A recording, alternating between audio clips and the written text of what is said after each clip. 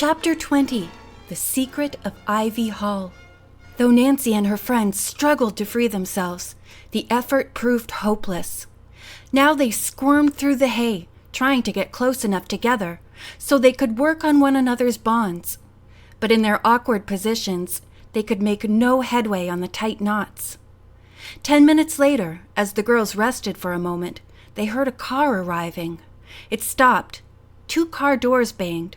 Then a voice with a cheery English accent called out, "Hello there!" From their hayloft prison, the girls pictured Rugby appearing from the house. A second later, to their dismay, they heard him say, "Hello, Lord Greystone. Glad to see you." Then they could hear Rugby being introduced by Sir Richard to a second Englishman named Mr. Peters. After chatting for a few minutes, the men apparently went inside the house.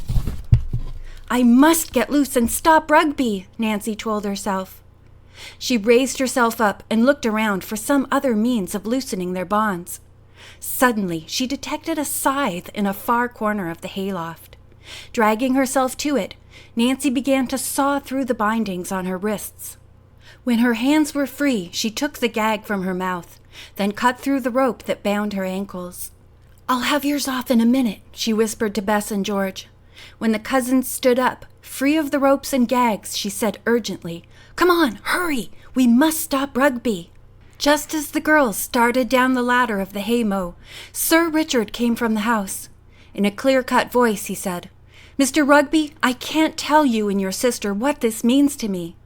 To think that at last I have found the window that belonged to my family centuries ago.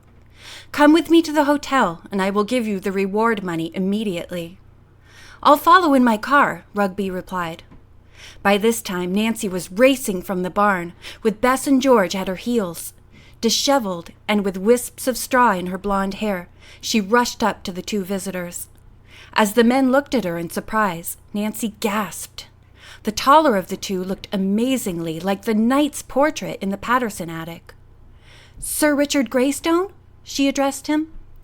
"Why, yes," the ruddy-complexioned man replied. In his early 50s, he was prematurely white-haired and had a small, bristly black mustache. Rugby looked at the girls with fury in his eyes, but in a forced, pleasant tone of voice, he said, "If you'll excuse us, girls, we're in a hurry." Ignoring him, Nancy went on, "Sir Richard, I'm Nancy Drew from River Heights. You may remember my father, Carson Drew, called you a short time ago and said if the window had not been found, I was going to hunt for it. I'm sorry to intrude, but I don't think you should give Mr. Rugby the reward money until he can prove that the stained glass window here is the one you've been looking for."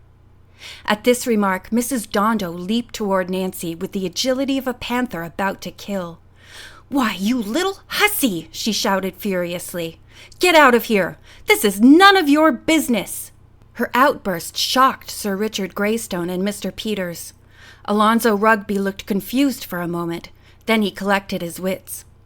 Taking hold of the Englishman's arm, he said smoothly, "Don't pay any attention to these girls. They're just smart-alecky kids. Let's go to your hotel." But Sir Richard turned to Nancy. He said he remembered speaking to Mr. Drew and asked Nancy to back up her accusation. Quickly, the young sleuth gave a short but full account of all her suspicions regarding Rugby and his sister. Sir Richard and his friends stared in stupefaction as Nancy concluded with the girl's imprisonment in the barn. "Mr. Rugby," Sir Richard started to say. Then he stopped and turned to look at the suspects. Alonzo, his sister, and the other man suddenly dashed into the house. A moment later, a rear door slammed.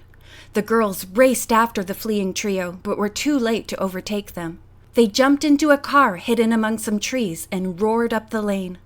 "We must go after them!" Nancy cried out, returning to the Englishman. "I'll drive," said Mr. Peters. "Climb in." Nancy and her friends hopped into the rear and the car raced off. At the exit of the driveway, they looked left and right and saw Rugby's car speeding to the north. Mr. Peters turned and raced after it. About half a mile up the road, they came to a crossing. A police car with 2 officers in it was just reaching the intersection. Mr. Peters stopped, and Nancy quickly told the policeman the story. The officers said they would continue the chase. As they drove off, Nancy called, "If you find Mr. Rugby and the others, please let me know. I'm at Ivy Hall." Nancy requested that Sir Richard drive the girls to the Patterson home. When he said he would be glad to, the young sleuth smiled. "Now I have a surprise for you." "Haven't I had enough surprises for one day?" the Englishman asked, chuckling. "Although," he added, "I am disappointed about the window being faked."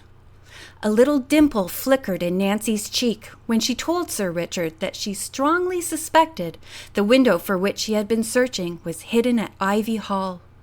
The man's eyebrows raised in surprise, but he said calmly, "It's worth looking into." On reaching the mansion, Nancy introduced the Pattersons, who were astounded to hear what had happened. "What we have to show you, Sir Richard," said Sheila Patterson, "is no fake." Nancy led him and Mr. Peters to the old library and showed them the glass behind the partition. The two men stared at it with great interest. Then Sir Richard, excited at the thought that this might be the old window that had belonged to his family, said, "Mrs. Patterson, would you permit us to take away more bricks so that we might convince ourselves?" "Oh, please do," Sheila replied. "I want to find out as much as you do whether this is really the old peacock window." More tools were procured, and carefully the whole group worked to uncover what was behind the bricks. Within half an hour, the hind legs of a white stallion were revealed. Next came more of the horse's body, then the lower half of the knight who was riding him. "Oh, I'm sure this is the genuine window," Sir Richard cried out enthusiastically. An hour later, although all the stained glass had not been uncovered, it was evident to everyone that at last Sir Richard's search had come to an end. "And best of all," he said, "the window appears to be in good condition, even though it has been covered up. Oh, I am so grateful to you, Miss Drew." Nancy was tingling with happiness. The strange mystery had been solved. Sheila insisted that the weary workers relax for a while and have something to eat. With the help of Annette and Bess, she prepared a delicious meal, and the group sat on the porch to enjoy it. Presently Sir Richard, looking pensive, began to tell the history of the old window. "In 1849, my great-grandfather, Lord Henry Greystone, passed away, leaving two sons. The elder inherited not only the family home, Grey Manor, but the bulk of his father's fortune as well. The younger son, Bruce, became angry because he had not received more and left home." Sir Richard went on to say that Bruce had come to the United States without saying goodbye to anyone. At the same time, the famous stained glass window, representing an ancestor in the Crusades, had also disappeared from the great entrance hall of the family home. "The window had been there since the 1300s, the Englishman explained. "No one was ever able to trace the window after it vanished. Since my boyhood, I have been fascinated by the old story and determined to find the window if it was still in existence. I had nothing to go on but a hunch that Bruce Greystone had brought the window to this country." He smiled at Nancy and the others, saying he would not only pay the reward money to the River Heights Hospital, but that he would like to buy the window for Mrs. Patterson. Sheila gave a great gulp, hardly daring to believe her good fortune. "It's all so thrilling," Bess sighed. After they finished eating, Sir Richard said, "I'd like to uncover a little more of the window." The whole group went back to the old library and started to work. A few minutes later, Nancy discovered a note stuck between two of the bricks. Spreading it open, she began to read the faded but still legible writing. Then, excited, she called the attention of the others to it and handed the note to Sir Richard. He read it aloud. "To the finder of this note, this stained glass window is being covered up to preserve it during the war between the North and South. Our family has called itself Grace since coming to this country from England in 1849. My father was Sir Henry Greystone. If none of my descendants is living when this window is found, will the finder please notify whoever is then Lord Greystone. Bruce Grace." Sir Richard's eyes were moist as he stared at the note. Then, in a calm voice, he said, This is the last proof I needed." As he paused, a car was heard driving up quickly to the house. "Maybe it's the police," Annette said, and she rushed to the hall. She was right. An officer came to the door and asked if everyone in Ivy Hall would please step outside. In his car sat Alonzo Rugby, Mrs. Dondo, and their husky confederate. "These three have been advised of their rights and have made a full confession," the officer reported. "But if any of you wish to question them, please go ahead." It developed during questioning that Nancy's suspicions of Rugby and Mrs. Dondo had been correct. For some time, the brother and sister had been trying to work a little racket in which they accused people of stealing letters that contained cash. Alonzo Rugby, having read the Continental article about Sir Henry Greystone's offer, had decided to make an imitation window. The sight of Nancy's peacock sketch had disturbed him, because he had thought she might have found the real stained glass window and copied the peacock on it. Later, he had changed his mind. When Mrs. Dondo had learned through eavesdropping that Nancy was going to Virginia to hunt for the window, she had notified her brother. In order to keep the girl detective from uncovering his scheme, Rugby had first sent the fake telegram, then caused both accidents involving Susan's automobile. "What did you hope to gain by injuring us?" Nancy asked Rugby. "I wanted to postpone your sleuthing long enough for me to complete my job," he said. "Then, when you showed up at Mr. Bradshaw's, I got desperate, since I had stolen some drawings and old glass from him."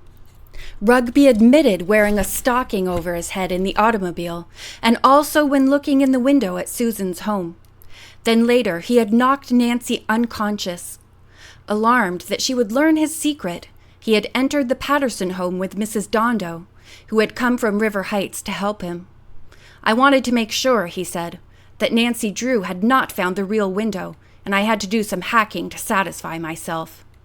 Mrs. Dondo said sourly, "I searched the girl's baggage to see if there were any letters telling where it might be." She looked away. "And helped myself to a few articles." "Well, I guess that concludes the questioning for the time being," the police officer spoke up. "Unmasking these swindlers must have been mighty exciting, Miss Drew." Nancy agreed, but in many ways regretted that the intriguing mystery was ending and not just beginning. But soon she was to start on one of the most unusual adventures she had ever encountered, the Haunted Showboat. After the prisoners were driven away, Nancy telephoned Seven Oaks. Susan, overjoyed to hear the good news, declared, "I'll tell the Bradshaws right away." A little later, Nancy received a call from Mark Bradshaw himself. The artist apologized profusely for his recent unfriendly attitude and thanked her for discovering the truth about Rugby. When Nancy rejoined the group in the Ivy Hall library, everyone was staring at the exquisite stained glass window in silent admiration. Presently, Sir Richard said dreamily, "The Knight and the Peacock have traveled many miles across the ocean and will have to recross it before being restored to their original home." At that moment, the telephone rang, and Sheila went to answer it. When she came back, her eyes were shining happily. She stood in the center of the floor and said dramatically, "Never again will I say that peacocks bring me bad luck. My agent just called. I'm to have a wonderful starring part in a new Broadway play. And Annette, you can go to college as you've been hoping." "Oh, I'm so happy for us," said Annette, hugging her mother. "And we'll spend vacations at Ivy Hall." Nancy and Bess expressed their delight at the turn in the Pattersons' fortune. George said it was great news. Then, grinning, she looked at the girl detective who had been responsible for a large part of it. "Well, Nancy," she said, "besides solving this whole mystery and exonerating innocent people, you've even proved that peacocks are above suspicion." The end.